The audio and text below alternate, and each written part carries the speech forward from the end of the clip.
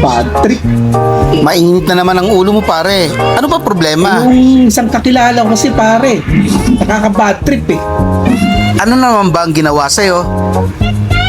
Eh paano eh? Pangit na nga. Pangit pa ugali. Eh bakit ako ang pinandidilatan mo ng mata? Makapagsalita ka, akala mo kung sino ka na. Kung makapanglait ka, akala mo ang gandang lalaki mo na. Tingnan mo nga itsura mo. Ang pangit mo na. Sama pa ng ugali mo.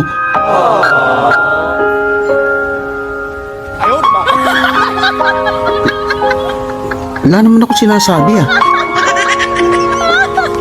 Ano ba problema nito? Ang kamukha lang naman kami.